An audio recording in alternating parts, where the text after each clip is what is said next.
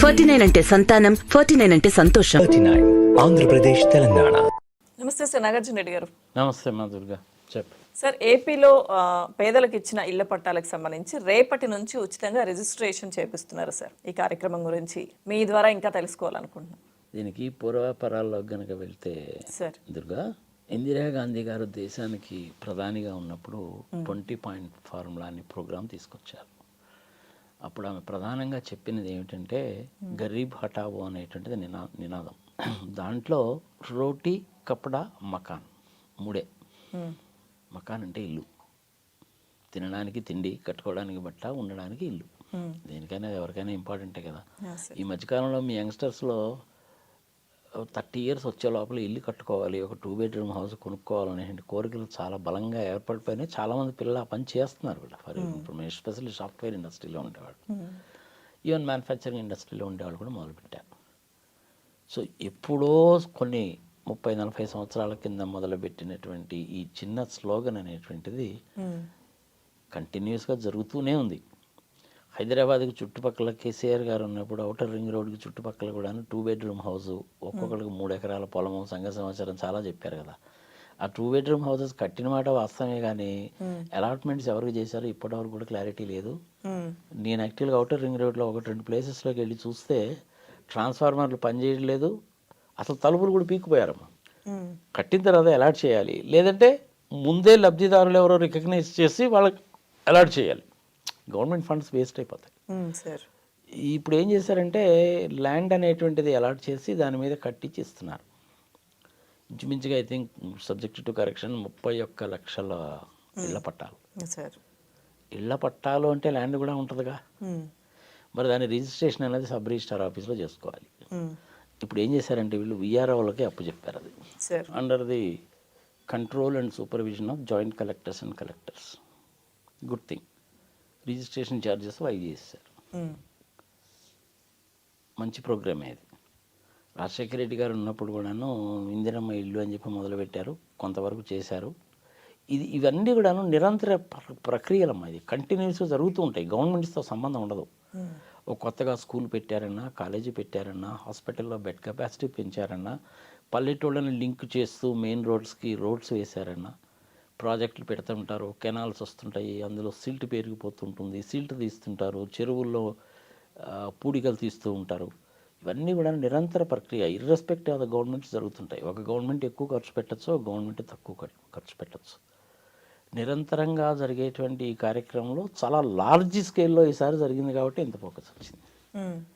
సరే, అనేవాళ్ళు ఏదో అంటూ ఉంటారు, 48 గజాలు, 60 గజాలు, 100 గజాల్లో ఏమొస్తుంది, ఇంట్లో తల పెడితే కాళ్ళు బయటికి పోతాయి, సంగతి సమాచారం. ఈ కామెంట్స్ అన్నీ పట్టించుకోవాల్సిన పని లేదు. ఇప్పుడు మనకి హైదరాబాద్లోనే విల్లాలు గ్రాండ్ విల్లాస్, ఆహా ఓహో అని ప్రచారం చేస్తుంటారు. 3 కోట్లు 4 కోట్లు పెట్టి. అవి కూడా ఎంత ఉంటాయి? 160 గజాలు, 180 గజాలు, 200 గజాలు ఉంటాయి.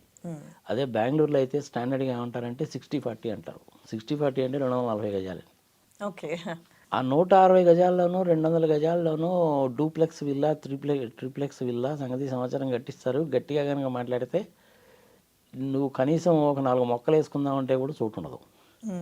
2 కార్లు పెట్టుకోవడానికి కుదరదు, ఒకటి లోపల ఉంటే ఒకటి బయట పెట్టాలి. అలా ఉంటాయి. పేదలకి ఈవెన్ ఒక 60 గజాలు, 70 గజాలు, మ్యాక్సిమం 100 గజాలు ఇచ్చినా కానీ సరిపోతుందమ్మా. That's enough. ఇల్లు కట్టించిస్తారు. సరే, క్వాలిటీ ఎట్లుంటుంది ఏమిటి సంగతి, that is a different thing. టిడ్కోలో ఇల్లు కట్టారు, అదొక పెద్ద బోగస్ అయిపోయింది, పెద్ద స్కామ్ అయిపోయింది, గందరగోళం అయిపోయింది. అలాట్ చేయలేదు, మళ్ళీ వాళ్ళనే డబ్బులు కట్టమన్నారు. అయ్యేమో వాళ్ళు గృహప్రవేశాలు కూడా చేయలేదు, కానీ ఈఎంఐలు మిమ్మల్ని కట్టుకోమన్నారు కాబట్టి బ్యాంకులో వాళ్ళు వచ్చి వాళ్ళని వేధించడం మొదలుపెట్టారు. ఇప్పుడు మిలిటరీ వాళ్ళకి కూడాను రిటైర్ అయిన వాళ్ళకి ఇస్తారమ్మా. ఇప్పుడు మనకి హైదరాబాద్లో సైనిక్ పురి, వాయుపురి ఇవన్నీ ఉన్నాయి కదా, అన్నిటికి కూడా గవర్నమెంట్ వాళ్ళు ల్యాండ్ ఇచ్చేవాళ్ళు.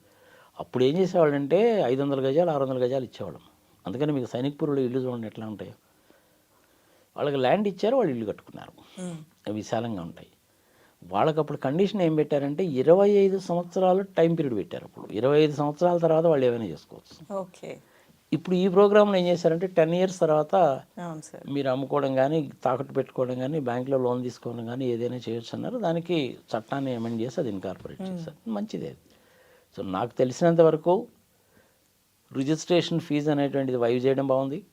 విఆర్ఓ వాళ్ళకి కలెక్టర్ సూపర్విజేషన్లో రిజిస్ట్రేషన్స్ బాగున్నాయి. అది 1/2 సెంట్ అయి ఉండొచ్చు, సెంట్ అయి ఉండొచ్చు, సంగతి సమాచారం సరిపోతుంది. వాళ్ళకి హెవీ బర్డెన్ అంటూ ఉండదు. 10 సంవత్సరాల తర్వాత వాళ్ళ కుటుంబ అవసరాలకు ఇది ఏమైనా చేసుకోవచ్చు, అమ్ముకోవచ్చు, రెంట్కి ఇచ్చుకోవచ్చు, ఇంకోటి ఏమైనా చేసుకోవచ్చు, బాగానే ఉంది. ఆ యాక్ట్ మొత్తం నేను అంత డీప్గా చదవలేదు కానీ వచ్చినటువంటి న్యూస్ని బట్టి మటుకు ఇదనమాట. It's a good thing. It's a huge programme. అది 31 lakh houses at one stroke అంటే ఇట్స్ అ హ్యూజ్ థింగ్. వచ్చే నెల 9వ తారీఖు లోపల మొత్తం పూర్తి చేసేయాలన్నారమ్మా. కానీ నేను విన్నది ఏంటంటే దీనికి సంబంధించినటువంటి ఒక సీనియర్ గవర్నమెంట్ అఫీషియల్స్తో చెప్తే I think they have started it somewhere in the month of October. Okay, అంటే అక్టోబర్, నవంబర్, డిసెంబర్, జనవరి 4 నెలలు కదా. 4 నెలలు ప్రీ ప్రోగ్రామ్ అనమాట. కానీ మనకు న్యూస్లో ఎక్కడ అయితే రాలేదు. సార్ వీళ్ళకి ఏంటంటే ప్రతి ఒక్కటి కూడా చెప్పుకునేటువంటి అలవాటు లేదమ్మా. ఇప్పుడు కాంగ్రెస్ వాళ్ళు ఉన్నారనుకోండి, వాళ్ళు చేస్తారు కానీ చెప్పుకోరు. బీజేపీ వాళ్ళు ఉన్నారనుకోండి, 10 రూపాయలు పనిచేసి 1,00,000 రూపాయలు డబ్బా కొట్టుకుంటారు. ఈ తెలుగుదేశం వాళ్ళు కూడా అంతే, 1,00,000 కోట్లు వ్యవహారంలానే ఉంటుంది. చేసేది తక్కువ, చెప్పేది ఎక్కువ. కానీ వీళ్ళేమో యాక్టివ్గా చేస్తారు, అయినా కానీ చెప్పుకోరు.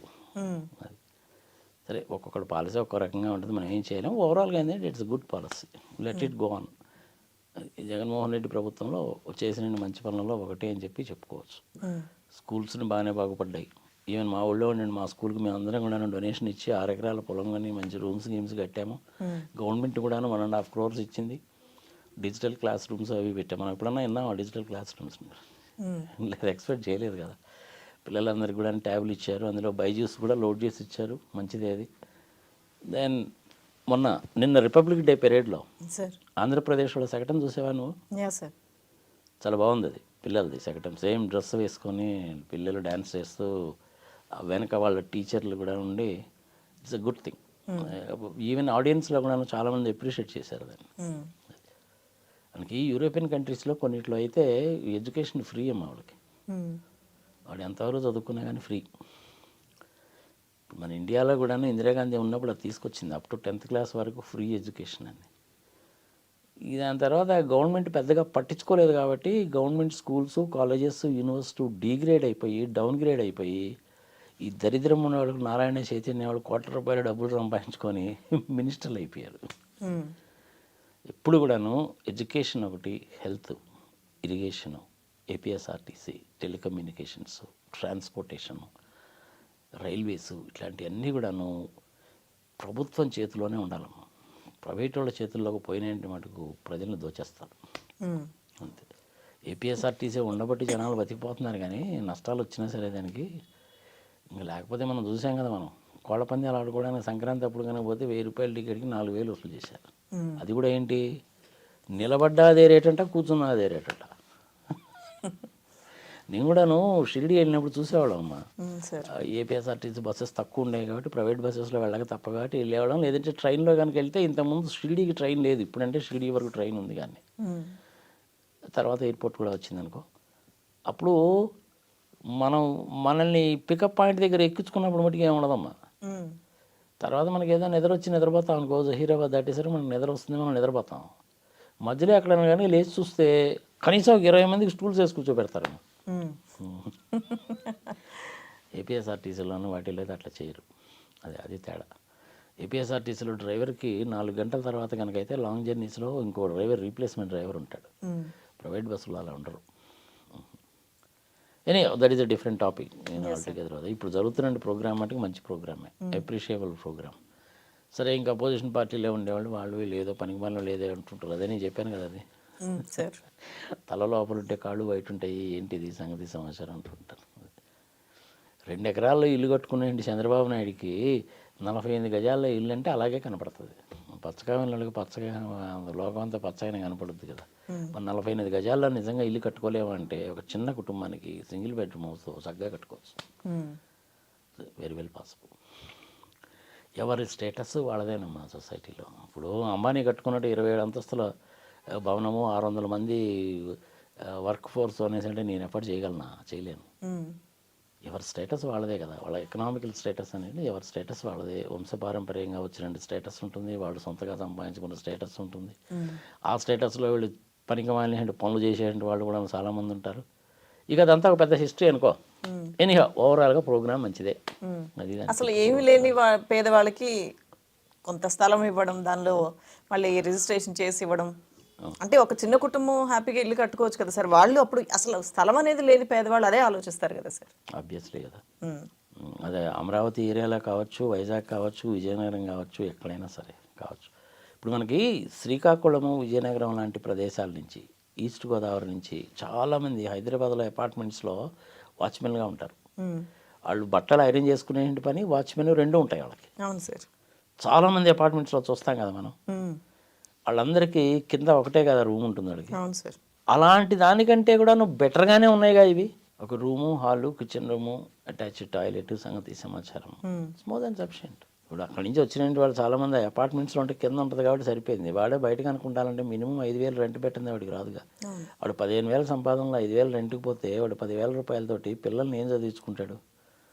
ఎందుకైనా కానీ కష్టమే కదా వాడికి. So something is better than nothing. అత్యాశకి పోవద్దు, ఉన్నదాంతో సంతృప్తి చెందండి, అంతే. ఇంతకుముందు అయితే మీకు అమ్ముకోవడానికి బ్యాంకులో తాకట్టు పెట్టి డబ్బులు తెచ్చుకోవడానికి కూడా అవకాశం లేదు. 10 సంవత్సరాల తర్వాత అవకాశం కూడా కల్పించారుగా. కానీ మన వాళ్ళు కూడా తెలివితేటలు ఎట్లా ఉంటాయంటే, ఫాదరు మదరు 2 పిల్లలు ఉన్నారనుకోమ్మా, పిల్లలిద్దరికి పెళ్ళిళ్ళు అయిపోయినాయి. వీళ్ళకి ఒక హౌస్ వస్తుంది, ఆ 2 పిల్లలకి ఒక హౌస్ వస్తుంది. వీళ్ళు ఎంత తెలివిగా చేస్తారంటే ఎక్స్ట్రా తెలివితేటలు ఉపయోగించి ఆయన పేరు మీద ఒక ఇల్లు, అంటే ఫాదర్ పేరు మీద ఒక ఇల్లు, మదర్ పేరు మీద ఒక ఇల్లు పెట్టుకునేటట్టు కూడా చేస్తారు. అది ఎట్లా కుదురుతుందండి అని మీరు అడగచ్చు. డైవర్స్ సర్టిఫికేట్ కనుక ప్రొడ్యూస్ చేసామనుకో మనము, ఓహో ఇతనికి ఇల్లు వస్తుంది, ఆమెకి ఇల్లు వస్తుంది. ఇలాంటి ఎక్స్ట్రాలు కూడా చాలా పనులు కూడా చాలా చేస్తూ ఉంటారు. మీ ప్రాక్టికల్గా చూసామమ్మా మేము. మిసెస్ గాంధీ ఉన్నప్పుడు ఏంటంటే, అది ల్యాండ్ రిఫార్మ్స్ యాక్ట్ తీసుకొచ్చినప్పుడు మనకి ఆంధ్రప్రదేశ్లో కొన్ని ఏరియాస్లో, అంటే ప్రజలకు అర్థం కావాలి కాబట్టి చెప్తున్నాను, మెట్ట భూమి అయితే 36 ఎకరాలు, మాగాణి అయితే 18 ఎకరాలు ఉండొచ్చు. ఏదైనా కుటుంబానికి 30 ఎకరాలు ఉందనుకోండి, మాగాణి అంటే వరిబండి, ఇది భార్యాభర్తలు 2 డైవర్స్ తీసుకున్నారమ్మా. ఆయనకి 18, ఈయనకి 18 అంటే 36 ఎకరాలు కదా. వీడికి యాక్చువల్గా ఉన్నది 30 ఎకరాలే. సో 1 ఎకరం ల్యాండ్ పోలేదు. కానీ 2 కలిసి ఒకే ఇంట్లో ఉంటారు, చట్ట ప్రకారం మటుకు విడాకులు. ఇప్పుడు ఇళ్లలో కూడా అలాంటి పనులు చేస్తారేమో, గవర్నమెంట్ జాగ్రత్త చూసుకోవాలి. అది రైట్. ఇంకా సార్ అయితే ఇప్పుడు 10 years తర్వాత వాళ్ళు కావాలంటే అమ్ముకోవచ్చు, లేకపోతే తాకట్టు పెట్టుకోవాలంటే పెట్టుకోవచ్చు, లోన్లు తీసుకోవచ్చు, ఇవన్నీ చెప్పారు. అసలు ఏదైనా గవర్నమెంట్ ఇచ్చేదానికి ఇటువంటి కండిషన్స్ ఎందుకు పెడతారు సార్? పెట్టకపోతే ఎట్లా కుదురుతుంది మనకు? సబ్జెక్ట్ టు టర్మ్స్ అండ్ కండిషన్స్గా ఎప్పుడైనా కానీ.